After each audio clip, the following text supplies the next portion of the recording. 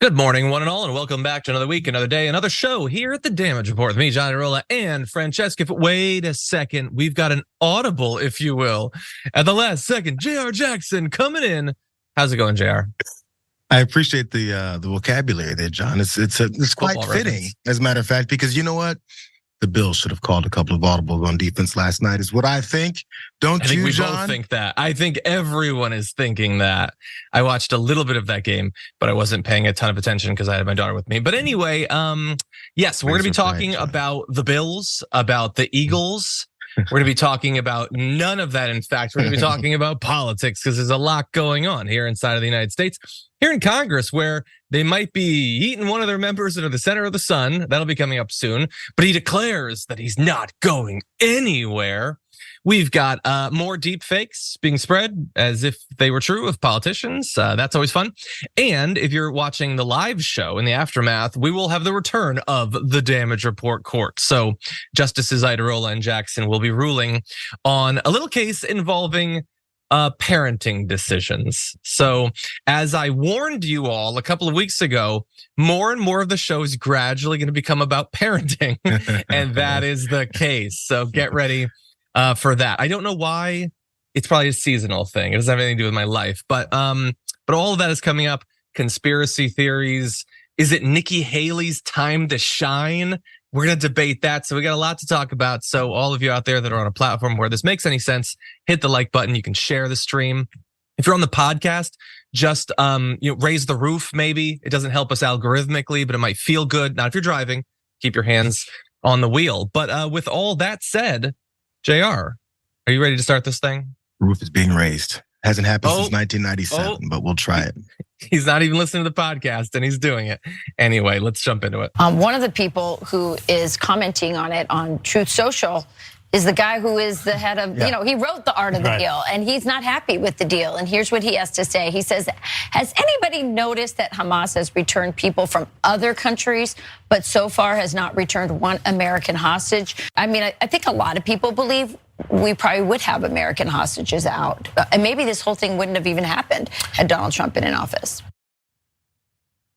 First of all, little fact check. He didn't write The Art of the Deal. His name's on the cover of The Art of the Deal, but he didn't write it. We've known that for literally decades. Second, and arguably more important, what in the hell are you talking about? If only Donald Trump were in office, we would have had American hostages released. We've had American hostages released. In the immediate aftermath of what you just saw there from Fox and Friends, another hostage was released, notably without Donald Trump having to become president. Isn't that weird? But just to wind it back a little bit, 2 American hostages, Judith Renan and her daughter Natalie, were released by Hamas back in October. So, we can't always respond to breaking news immediately, but I have a feeling Fox and Friends could have known about the developments of October. And on Sunday, Hamas went on to release 17 more hostages, including 4-year-old Abigail Adan, an American-Israeli dual citizen as well. Now, there were a number of hostages released over the last few days. We're gonna give you all of those updates. And I know that it's stupid to focus on this, Jayar, who's with me on the show, but like the need to make everything a thing about Donald Trump. If only Donald Trump were there, we'd have the situation that we already have that we're pretending we don't have. And there's no retraction coming. There's no like plaudits that are gonna come to Joe Biden for the limited American role in these hostage negotiations. The good news remains, but their need to constantly fake that it isn't happening is just so annoying. Did you know that nothing would have happened if Donald Trump was in office? Except a bunch of things happened when Donald Trump was in office. But if in case Donald Trump was in office when COVID hit, it'd be like COVID would never hit if Donald Trump was in office, even though it did. You can even say that this conflict would not have happened if Donald Trump was in office. Ukraine would not have happened if Donald Trump was in office.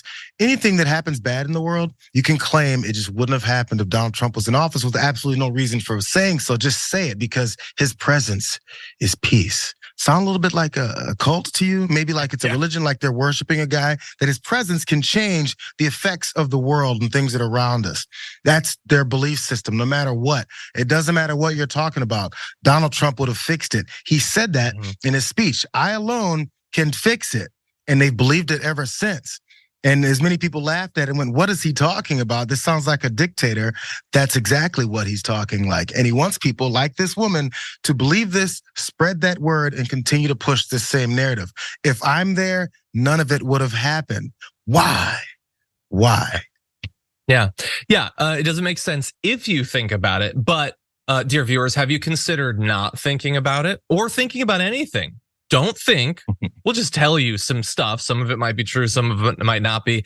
That's really a much more comfy way to live, don't you think? Just ignore the things that he didn't fix when he was president. Ignore it going forward if he gets back into office. And don't acknowledge the things that are getting better. But anyway, I'm gonna set aside Fox and Friends. They're morons. Here is the update. And it's developing fast because there have been now 3 rounds of hostages being released, which is good news. It's expected that throughout the course of Monday, today, when we're filming this, 11 more hostages are expected to be released. That's good news. How many hostages are still being held by Hamas? You get different numbers from different sources. It is somewhere between 170 and 185 are still being held. But the breaking news right before we were going live was that leadership of Israel and Hamas have agreed to extend the temporary truce that they've had for an additional 2 days. And so the agreement prior to this had been that extensions of the truce were going to be accompanied with more hostages being transferred. So, if they're sticking to that, and I assume that they would be, that means more, 10, 20, perhaps more hostages being transferred over the next couple of days. And that at the end of the day is the most important thing, that the hostages are being returned, that prisoners, we can get into the individual charges and everything on the Palestinian side, are being returned. I really question whether many of the women and children that are being held should be, but they are being transferred as well. And so that is good news. There's a lot of attempts to spin it, but families are being made whole. And while that doesn't erase all the trauma, that is the important thing, at least from my point of view. Jayar, what do you think? Yeah, there's we see the hierarchy of the way that we like to see folks released in any kind of conflict. If anyone that's taken captured or missing overseas that's an American, we know that. So also, I guess back a little bit on the complaints about how many Americans have been released. We're talking about folks, people. So if there's folks that are prisoners, that are held hostages, that are potentially being tortured, and families are not unable to really go on each day as they think about their family members, and then you hear someone just say, "But are they American? Because if they're not American, I really don't care." How heartless! Again, how heartless? How much do you actually care about the people that have been held hostage since October 7th? And then when folks are then being released, you start scanning and checking whether or not what their citizenship is and whether or not that's good enough. It just keeps going no matter what. The main thing we continue to illustrate as in our humanity is that it's all hierarchical, and it's a matter of whether or not it's close enough to us to be worth something. And if it's further and further from what we think is worthy, the less and less we think that life is worth anything. By the way, I'm very glad that you mentioned that because I allowed myself to be sucked into the ridiculous way that part of the spin that I was talking about is that they have to have that hierarchy. And look, part of it is that they honestly do value certain lives more than others. That's 100% true. But it's also another way to spin it where, lots of hostages are being transferred, but not the right hostages are being transferred, except that they are. You're lying about that. And what about when all of the American hostages are transferred? Well, then I guess there's no way for Biden to do anything good because the real hostages can't be transferred anymore. And by the way, it is, again, I'm so glad that you pointed out the hierarchy because Fox has been using this opportunity for the past month or two to pretend that they are not part of a wildly anti-Semitic political movement. But as Jayar is pointing out, they really don't seem to care about the Israeli hostages all that much. Suddenly it's only the American ones that count. And so weird how they snuck that in. But anyway, I see some people saying that they think that the extension was for longer. I'm just going based off of what I saw coming out of the Qatari mediators to the deal. Supposedly it's 2 more days. We'll see. It's possible. It's developing. A lot is happening today.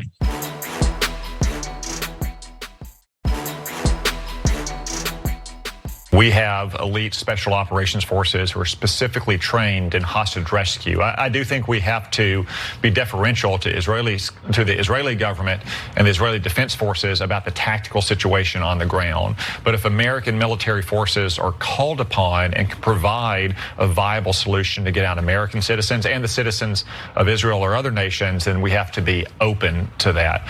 But again, it's not just those small special operations units that we have trained. We have 2 aircraft carriers in the region. We've increased the number of troops and aircraft we have in the region. Yet Hamas is still so contemptuous of President Biden that it hasn't yet released American hostages.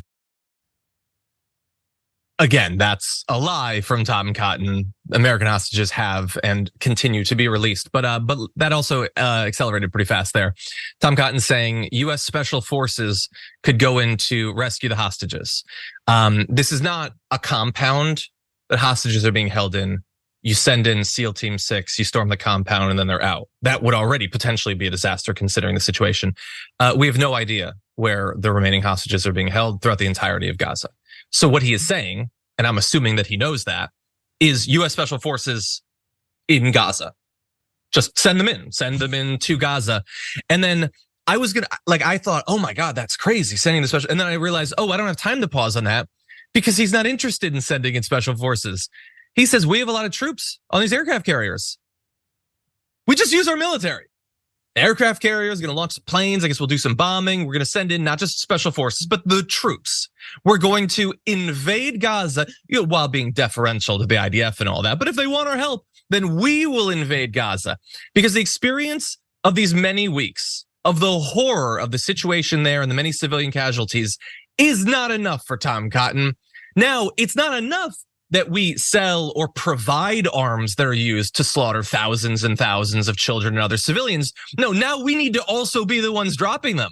We need to be pulling the trigger that kills a civilian. That is the only thing that will slake the bloodlust of Senator Tom Cotton. And thankfully, he's not in charge. He's not making the decisions. The people who are in charge in America are making bad enough ones on their own.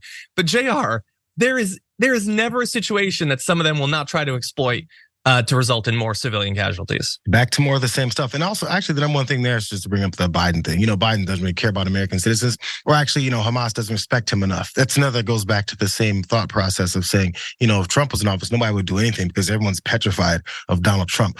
Or they liked to use him because he's very easy to be used. Again, I reference it every time. When he was running for president, there was intelligence reports about the way that foreign leaders approach Donald Trump, and it's the way anybody should. Butter him up, kiss his butt a little bit, make him think that you like him. He will give you gold. That's what people do. It's not that they're afraid of him. It's he's easily manipulated. Yeah. Just stroke his ego and he will hand you the keys to the castle. He's illustrated that in the way he talks about people that kiss his ass. And after they do that, then he says they're his best friend. He loves them and he's going to give them anything that they want. And they go, loser. By the way, Tom Cotton there and folks that like him say, we know exactly where they are. We have to do is send this. Actually, they don't say we have to send these folks in, and they'll very intricately find the folks that we're looking for. They just say we know what's going on still, so we can keep enough confidence and support for these types of exercises. But if he says something like, we're not really sure, we still need to figure it out, then we see the kind of bombing that we've been seeing for several weeks. We go, well, why are you guys just bombing if you don't know exactly what you're doing? It seems pretty indiscriminate and you could be killing anyone, including hostages, right? Yep. You can't say that either. So you kind of dance both sides of this whole line and try and say, we don't know, but we do know. But we do know if we did know. And if we did know, we then do know. But since we know, everything's okay. So stop asking questions. I hope it's Don Rumsfeld. Critical mass. No, it's 100%. I was instantly thinking of Donald Rumsfeld as well in the run-up to the war in Iraq. But I hope that, I know obviously Democrats, I would assume, are not going to be in favor of what Tom Cotton is saying. But there's more Republicans, right? Isn't Marjorie Greene against this sort of thing? She's against these wars, except for some that she's totally in favor of and she wants to invade Mexico. But other than that, isn't she against war, everyone? Well, perhaps we'll find out. I just love the idea of looking at what's been happening there, the horror of it, and thinking, how can we get in on that? But man, some people are monsters in human flesh. Anyway, speaking of monsters, let's talk about a terrible story much closer to home. Police in Burlington, Vermont have apparently arrested a suspect in the shooting of 3 students of Palestinian descent that we now know is being investigated as a possible hate crime. You have to say the word possible, even though really seems likely. I'm just gonna say that. Here are the 3 victims of this possible hate crime. You're seeing they're identified by the families as Hisham Aratani, Kinan Abdelhamid, and Tassin Ahmed. Shot and wounded this weekend by a white man with a handgun while they were walking near the University of Vermont. 2 of the victims were wearing Palestinian keffiyehs, a traditional headdress. Jason J. Eaton, a 48-year-old, is the suspect, expected to be arraigned at some point today. At this point, I don't know how much evidence they have that this is the person, and simply because they see someone, simply because they're going to arraign them, doesn't mean that that's definitely the person. So let's wait and find out. It's possible there will be developments as the day goes on. But here is what we do know about the actual crime. Apparently, they told family members they were speaking a hybrid of English and Arabic before the man shot at them 4 times without saying anything before the attack. 2 of the victims were in stable condition. A third sustained much more serious injuries, apparently, in that particular case. The bullet nicked the victim's spine. So I had heard that there was a loss of sensation. I don't know if that's expected to be a permanent thing, but obviously, regardless, this is absolutely horrific, and I can't imagine the experience that those 3 individuals and their families are having. John Murad is the chief of the Burlington Police, and I'll end with a quote from him saying, "In this charged moment, no one can look at this incident and not suspect that it may have been a hate-motivated crime."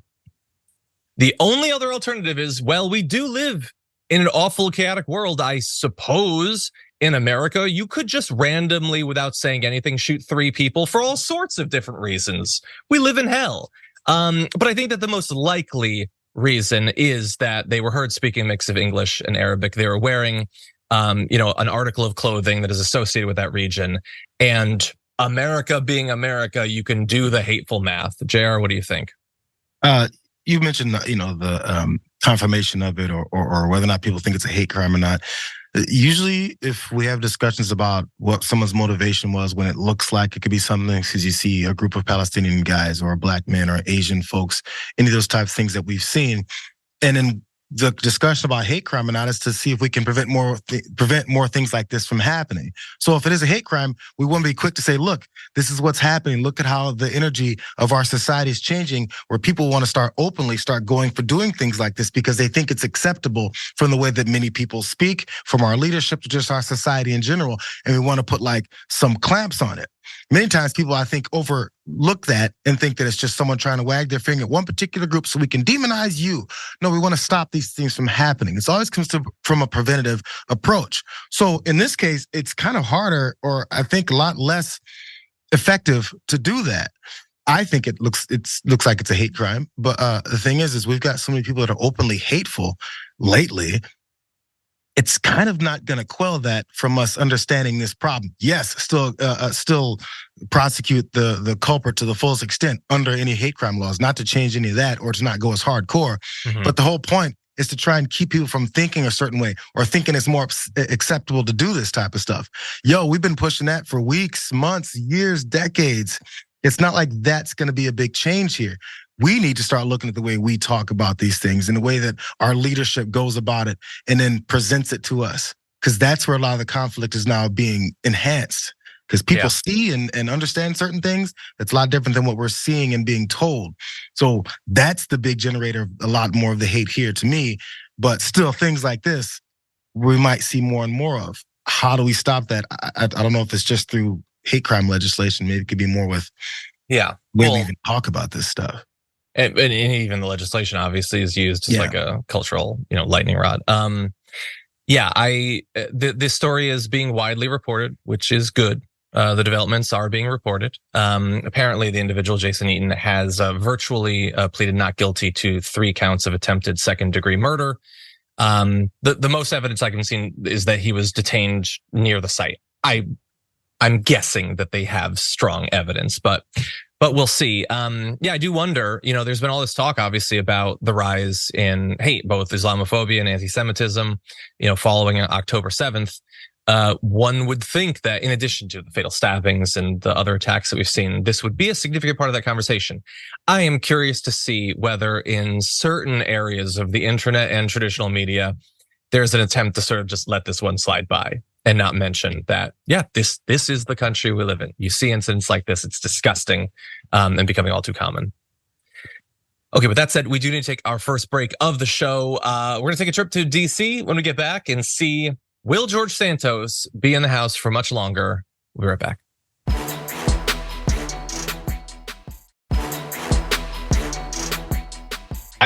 As we joke around a lot in my circles, we're like, oh my God, you were the it girl. Everybody wanted you until nobody wanted me. Within the ranks of the United States Congress, there's felons galore. There's people with all sorts of shisty backgrounds. And all of a sudden, George Santos is the Mary Magdalene of United States Congress.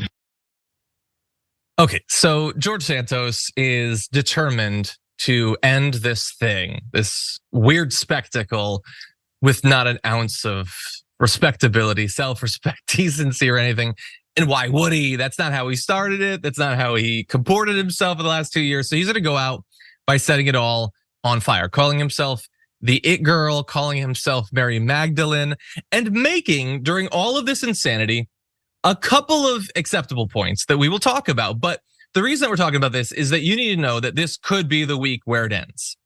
It is expected that there will be another vote to expel George Santos from office. This would be the third.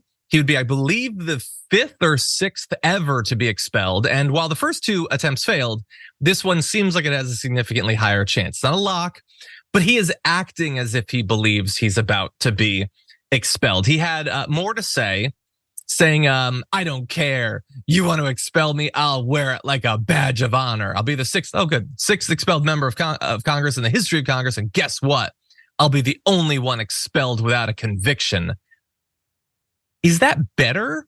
That it was so damning and you looked so bad that we didn't even need a conviction to expel you in this hypothetical? I don't think it's better. He says he will defend himself to the end of time.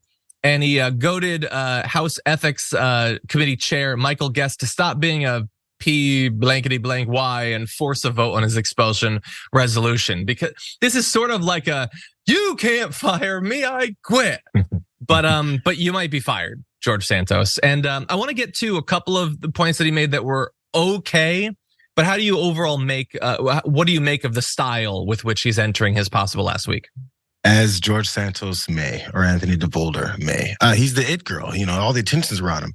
He still can't stop thinking about himself as far as in that mindset. There's a reason you're the it girl. There's a reason why everybody's talking about you, because you lied your way into Congress, and then you lied your way during Congress, and you apparently can lie your way out.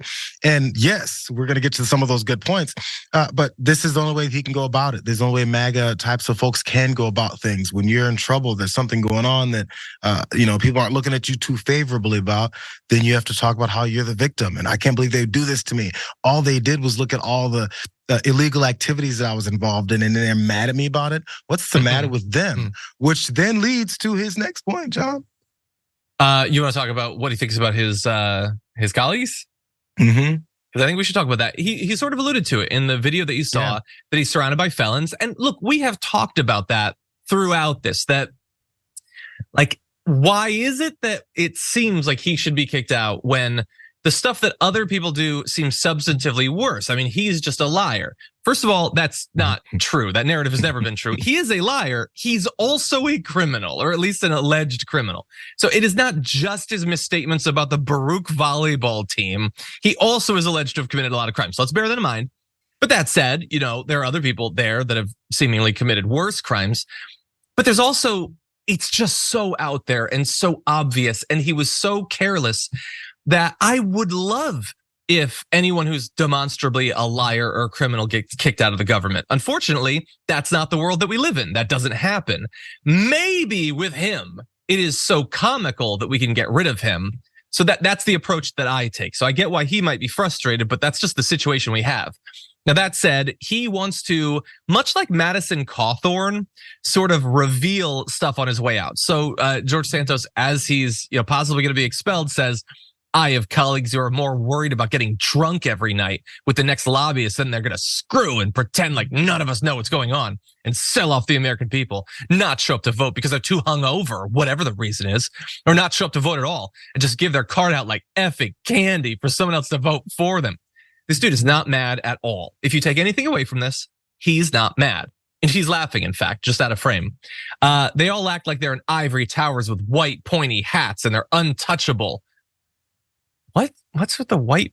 When I hear white pointy hats, I think bad, not, like an academic. A white pointy hat. Is he like thinking of wizards? Is that like clergy? Like, the Catholic, I don't know. Are those pointy hats? The ivory tower is supposed to be like elite academia. I think he's thinking of wizards. Anyway, within the ranks of the United States Congress, there's felons galore. There's people with all sorts of shisty backgrounds. I don't even like that.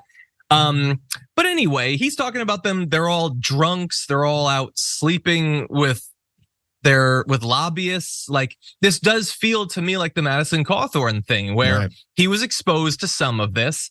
And now he's sort of setting fire to them on his way out. I don't know. The issue is that he's such a liar, Jayar. How do we know which of this we can really trust? Looks like going nuclear only happens once they see themselves going out. You made a good comparison to Madison Cawthorn, who once he started going nuclear, whether accidental or by leaked video, it was the thing that broke the camel's back, put it that way. It's what finally made enough Republicans go, okay, we can't with this guy anymore. Which then, makes your ears perk up and go, well, this is the thing that finally makes you guys go upset. There's things that have been publicly stated, directly asked to folks, where only folks like Mitt Romney came out from the beginning saying, kick him out of here. So for everyone else that doesn't seem to be on that train, including the leadership at the time, Kevin McCarthy even, over and over again, current leadership now doing a Kevin McCarthy as well, they cared about his vote all the way up until he starts, I'm not going to say it like it only just right now, because there was other New York Republicans that came out ahead of him. But once they know that enough people have turned on them, that's when they go to these types of attacks. Maybe it's just the most salacious, so it's easy to throw that out there. Or maybe there's always some percentage of truth to it. Because again, there's a reason why Congress doesn't really do all that much, and many people hate them in general. Just outside of the propaganda from party to party type of fights. But people don't really see what Congress is up to much than anything else. So there probably is some truth to a lot of irresponsibility around their voting or showing up on time or being in particular places when they need to be. I don't know, but I'm willing to believe it. Yeah, look, that's obvious. The fact that they have clung to him up until this point, and then they might want to show that they're awesome by kicking him out makes them look bad. But also for George Santos, wait, so you've been seeing all of this stuff for like a year or two now, and now you're only telling us? Yeah. Like, it seems like you don't really care about them being unqualified for their jobs and screwing people over and getting drunk on, like, it seems like you're only using that now that you're about to be kicked out of the club. That's weird. That maybe makes all the rest of them look bad, but it doesn't make you look good at that point. Yeah. Neither do your cover stories. He sort of concludes this long rambling interview that he does by saying that his decision not to seek re-election was not because of external pressure. It's because of his frustration with the arrogance of his colleagues. No, it wasn't. If you didn't think that you were going to be arrested or expelled, you'd be running again. Look, I am wondering where he goes from here. Like, you would think once he loses a little bit of political power that he has, combined with the fact that he has no credibility, that should be it. But it's America, man. You can screw people over time and time again and still be rich and famous. So God only knows what's coming after this. I'm guessing podcast. I don't know. You have to go independent on that, because probably. Don't forget, they only not care that he's gay because he's in Congress. Once he's out, that's true. They don't care. They in fact will actively dislike him.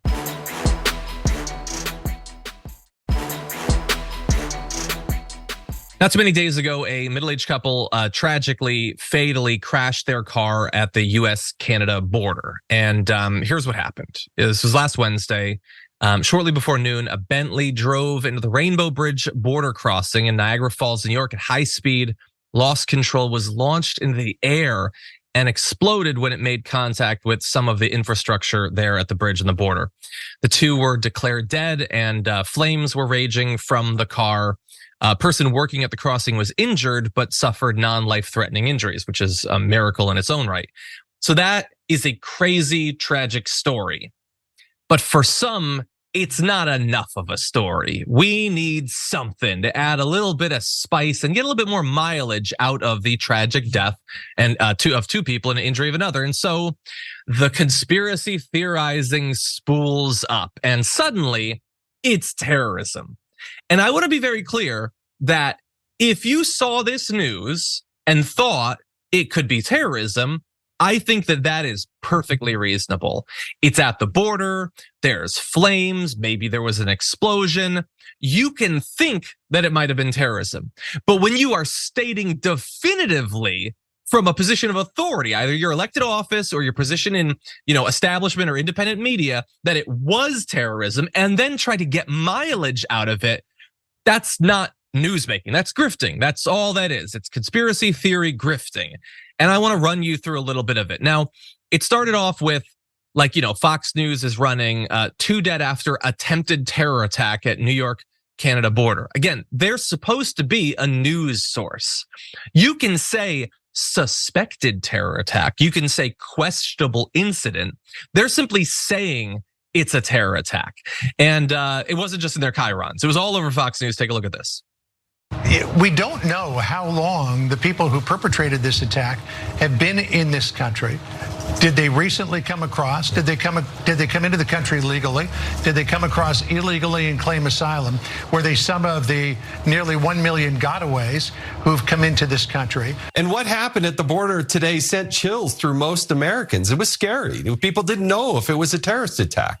We didn't know exactly what was happening or what the motive was. It made us ask ourselves, could it have been related to the open border policies of the administration? Was it simply an accident? We don't know, but it caused us all to think. New York Governor Kathy Hochul holding a news conference and saying there was no indication of a terror attack in the car explosion at the U.S.-Canada border. We are going to monitor that.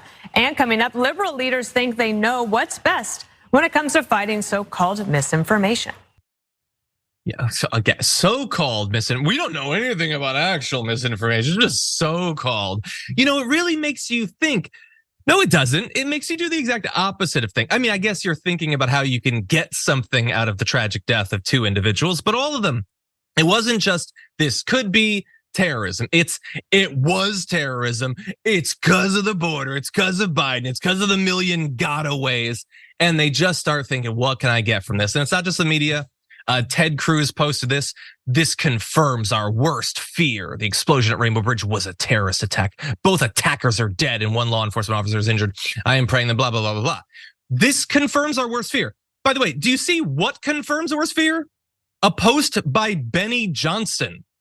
What the hell is that supposed to be worth? That is a senator, a United States senator saying a right-wing grifter posting his Islamophobic fantasizing is proof that this is a terror attack. Now, he eventually deleted that message.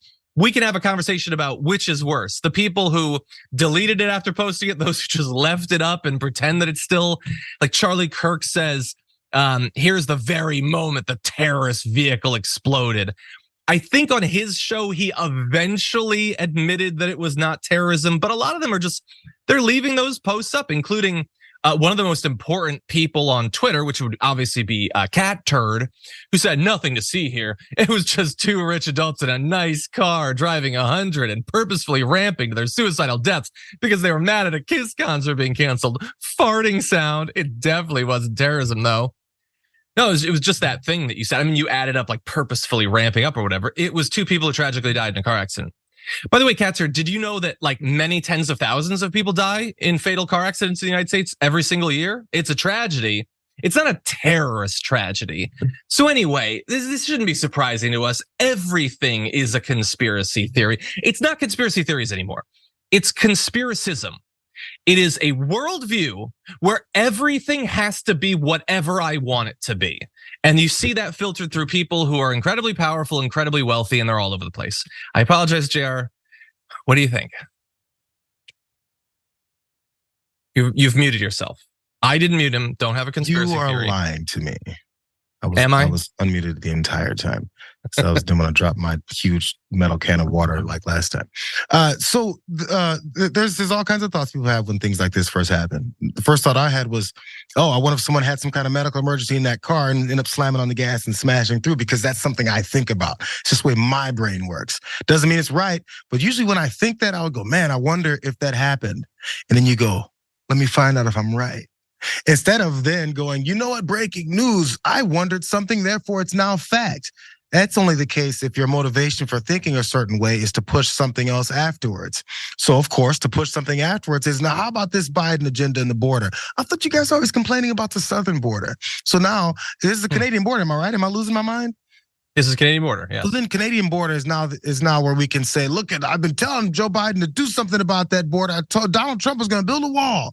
So, it's not connecting to all of your normal hateful things that you say to have a political argument about things, to jump straight to these types of conclusions. And yes, we always hear about how conservatives never want to talk about the culprits behind any kinds of attacks, domestic terror attacks, from school shootings to club shootings to the middle of the streets shootings. It doesn't matter, to grocery store shootings. They never have any answers, even when we have answers about the culprits, ever. But when we have nothing here, it's already straight to the first fears. You can have those wonders. You can wonder if it's a terror attack. It makes sense to think so, but you don't have to go to that next step and then have, that really stuck out to me too, John. A senator of the United States of America followed some guy who does a podcast. And I would say the same thing.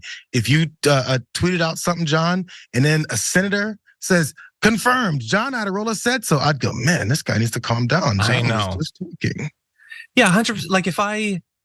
Like we were talking about, the speculation that it was a hate crime in the shooting of the 3 students of Palestinian descent. If I just tweeted, it was a Patriot Front hate crime. They planned it. Boom. And then Bernie Sanders is like, this proof, like, what are you talking about? But it's totally acceptable on their side. Like, Ted Cruz just deleted the tweet. He doesn't care. I guess that's better than leaving it up. Not as good as taking stock of what you did and how you tried to manipulate people into advancing your own political agenda. But we have higher ethical standards than the entirety of right-wing media and their elected officials. 100%. Like, it's just indisputable at this point. And then they will tell us constantly. Fox News is talking about this today on an unrelated story having to do with Joe Biden. This is why people don't trust the media. You guys just spent an entire news cycle lying about a story, and you're going to take no responsibility whatsoever for it. Maybe that's one of the reasons people don't trust the media. The issue is that while I can point that out, the hypocrisy doesn't matter because they don't want people to trust the media. They're media, and they don't want people to trust the media. It's the asymmetric battlefield that this political battle is being waged on, that we're trying to buttress support in a thing that we're criticizing, and they're trying to lower support for what they are. And they'll make money either way.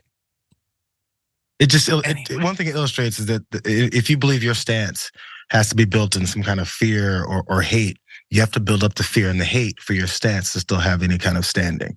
So any opportunity you can, you got to keep building that foundation for your actual conclusion, which is always the hate and the fear. And by the way, if it turns out, Jayar, that, oh wait, no, actually, we now find out that it was a terror attack. They leased a Bentley, and then they did this as a terror attack. You know what we would do? We would tell you that, because we're just giving you the best information we have access to. Why does it have to be wrapped up into like the core of who you are as a person? And I do know why it has to for them, because they're, again, trying to get something political out of it, whereas I'm just trying to educate people about the actual thing that happened.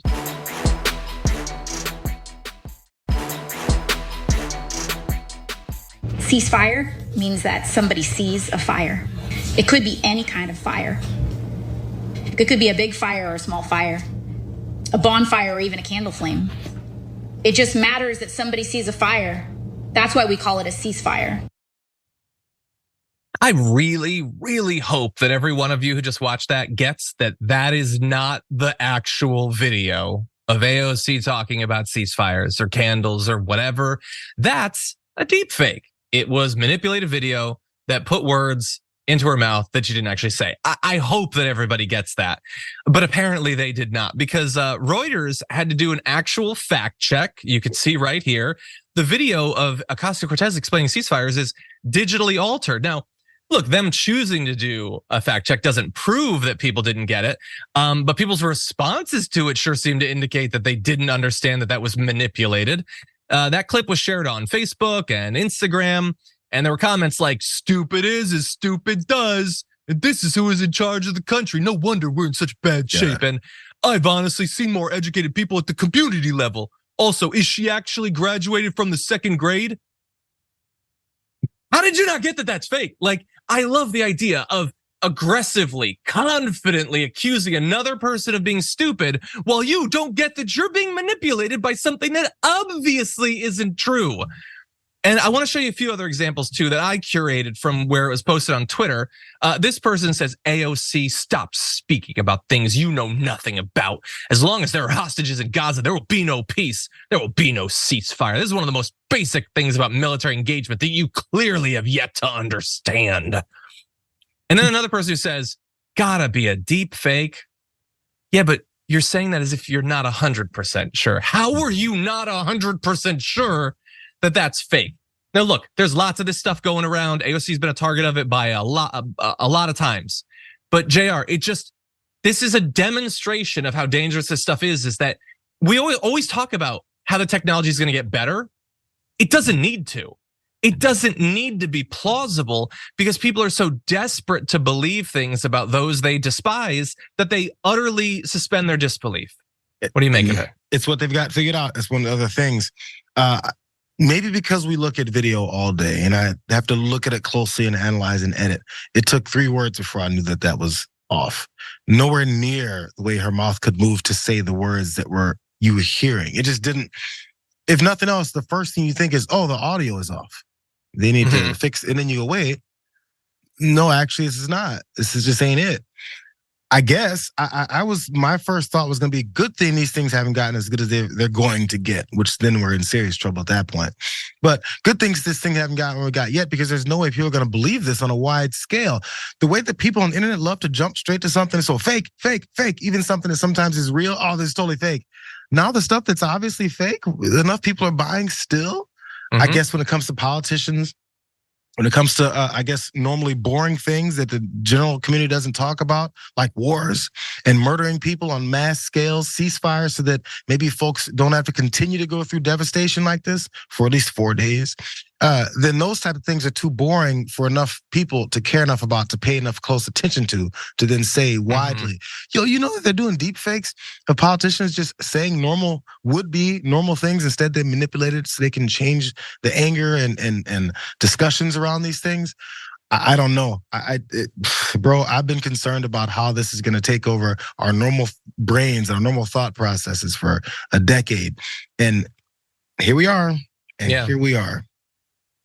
Yeah, I remember you talking about people being zapped way back in the day, and now it's happening. Who clowned me for that, John? Who clowned me for that? Probably Jank, but also me at home. That was before I worked there. But anyway, but it's so bad. Yonek in the Twitch chat said that's a shallow fake. But again, it doesn't have to be that deep. Also, what is the purpose of that viral video? You don't need to respect people who are calling for a ceasefire because they're stupid. They don't actually know what they're talking about. It's a dumb thing that dumb people say. Flame on, just burn the entire Gaza down because only stupid people want a ceasefire. That's the policy part of this. The bigger issue, and I've pointed this out multiple times, is that they are desperate to believe that AOC is dumb. They just want to believe that she's stupid. They don't care that she's got degrees in international relations and economics. And you can say that you can get those degrees without being that smart. The issue is that you can't do all the public speaking without an understanding of the policy that she does. Extemporaneous, in-depth talk about a lot of different topics. And I am sorry to you right-wingers watching this, that hurts you when she demonstrates that she's not a moron. It doesn't mean you have to agree with her. It doesn't mean that she's right all the time. I don't agree with her all the time, but she isn't a dumb donkey. I'm sorry. And when you say that you believe that she is, and then you still have to fake it, you have to make fake versions of her being dumb, you prove that you don't actually think that. You have no faith in her being an idiot because then you do what people do with people on your side of the aisle. People don't need to make fake videos of Marjorie Greene and Lauren Boebert and Louis Gohmert. You know what videos they play? actual videos, and they sound authentically stupid because they are. You guys have to fake it with AOC, and every time you do that, you betray that you know that she's smart, and it just burns inside of you, and I love it. So I don't like that these are being spread because I know that they convince a lot of people, but it's a reminder of how fake their supposed disdain for her actually is. Nice, John. I agree. Number two, the last thing this guy said, and this is then that one of the people who's angry about it. This is in charge of our country. They're targeting people who don't think either, because there's no way this one congresswoman is in charge of this country. But yeah, they're not even in charge of the House, you dum-dum. Anyway, let's jump to our last story. We have less than 2 months now before the Iowa caucuses. The Republican race is in the final legs before we know. Is Donald Trump going to do like a knockout punch there? Is it going to be a little bit more muddled? And Republican donors, like the tastemakers on the right, are trying to figure out who is the person who's going to challenge him. And suddenly, it's looking like Nikki Haley's time to shine, according to those people. I don't necessarily get it, but they're convinced. People like Jamie Dimon, apparently very impressed with her policy knowledge. Sure, compared to Ron DeSantis, I'm sure she knows a lot. But anyway, Kenneth Langone, billionaire co-founder of Home Depot, told the Times that he remains undecided, but was, quote, very impressed by Haley. I think she's a viable candidate. I would certainly like her over Trump. He's also donated to her. Now, a lot of people thought that DeSantis would be the guy because they had apparently never seen him or listened to him speak. But anyway, he's apparently not impressing people at this point. Nikki Haley has sort of taken that position, with some saying there's a, quote, electric energy surrounding her campaign. Okay, let's see if we can see some evidence of the electricity, some crackling. Well, here's what we have. If we jump ahead to graphic 4, you're gonna see the polling, which the takeaway of this polling is that Donald Trump is increasingly locking this thing up. But what you can also see, if you zoom in super tight, and I hope that you've got a large phone, is that Nikki Haley is getting closer to Ron DeSantis for second place. Now, it's a second place that will be a bare footnote in history for this race, but she is getting closer. And if you look at Iowa polling, again, drawing close in that caucus, she could maybe get second place. And in New Hampshire, she's actually up in New Hampshire. What? Ron DeSantis is in fourth. So I don't know, Jared, maybe there is an electric energy. Maybe it's her time to rise up and then be struck down by Donald Trump, who is not going to be beat by any of these chuckleheads. I've been saying this for a while, bro. I've been saying it for a while.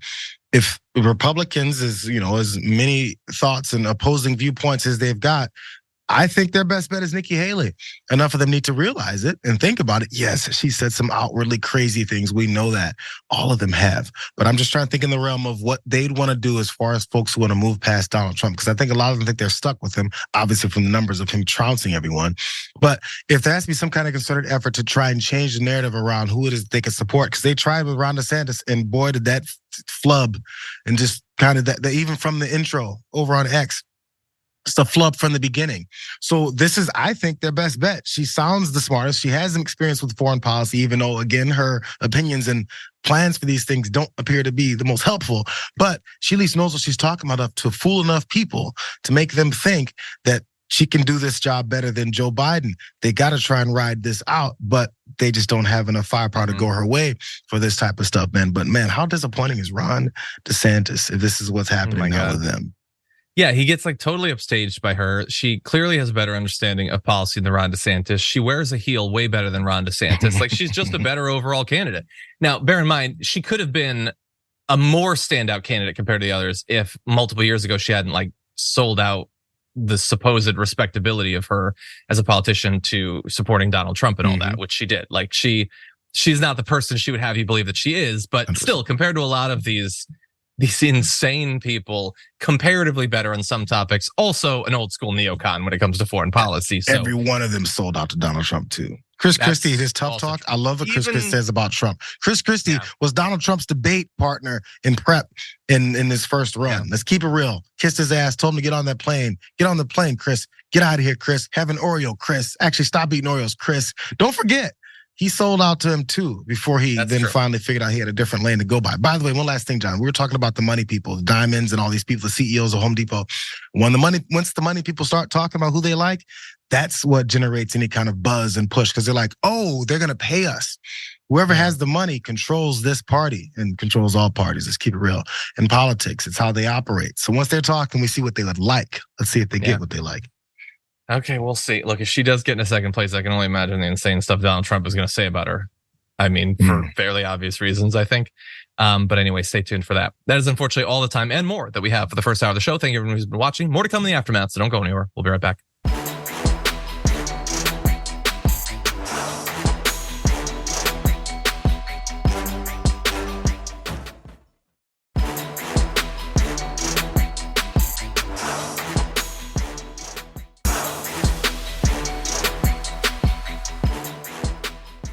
Thanks for listening to the full episode of The Damage Report. Support our work, listen ad-free, access members-only bonus content, and more by subscribing to Apple Podcasts at apple.co/TYT. I'm your host, John Iadarola. I'll see you soon.